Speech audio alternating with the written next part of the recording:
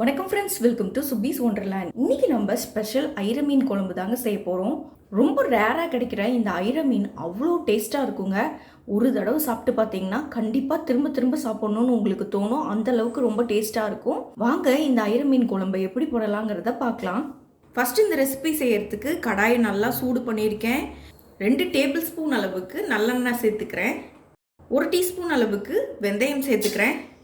அதே போல் 1 டீஸ்பூன் அளவுக்கு கடுகு சேர்த்துக்கிறேன். வெந்தயம் கடுகு நல்லா பொரிஞ்சதும் ஒரு 10லேருந்து 15 சின்ன வெங்காயம் இதில் சேர்த்துக்கிறேன்.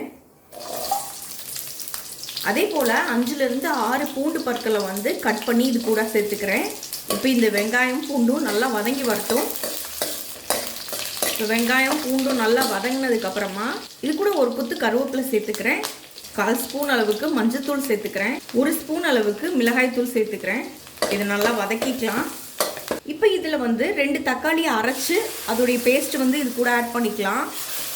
தக்காளி நல்லா வதங்கி வரட்டும். இப்போ தக்காளியெலாம் நல்லா வதங்கி வந்துருச்சு. இப்போ சிம்மில் வச்சுக்குவோம். ஒரு லெமன் சைஸ் புளியை நல்லா கரைச்சி எடுத்திருக்கேன். அந்த புளி தண்ணியை இது கூட சேர்த்துக்கிறேன்.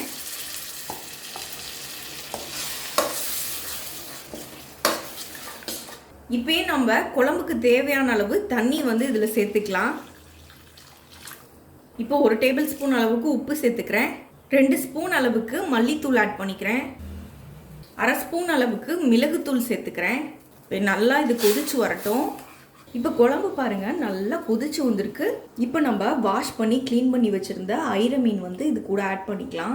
ஐர மீன் நமக்கு உயிரோட தாங்க கிடைக்கும். அதை நல்லா வாஷ் பண்ணி க்ளீன் பண்ணி தான் இது கூட சேர்க்கணும். ஒரு பெரிய அகலமான பாத்திரத்தை எடுத்துக்கோங்க. அதில் ஐர மீனெல்லாம் சேர்த்துட்டு அதில் கல்லுப்பு நல்லா தாராளமாக கல்லுப்பு சேர்த்துக்கோங்க. அதே போல் பால் 1 டம்ளர் அளவுக்கு சேர்த்து மூடி போட்டு மூடிடுங்க. கொஞ்ச நேரத்துலேயே ஐர மீன் நல்லா இறந்து போயிடும். அதுக்கப்புறமா ஒரு 4 to 5 தடவை அதை நல்லா கழுவி எடுத்துட்டு அதுக்கப்புறம் நம்ம குழம்புல சேர்க்கணும். ஐர மீனில் ஒரு பிசுபிசுப்பு தன்மை இருக்கும். அந்த பிசுபிசுப்பு தன்மை போகிற அளவுக்கு நம்ம ஐர மீனை நல்லா கழுவி எடுத்துடணும். இதை நல்லா கலந்து விட்டுக்குவோம். இது ஒரு 5 நிமிஷம் நல்லா கொதிச்சு வரட்டும்.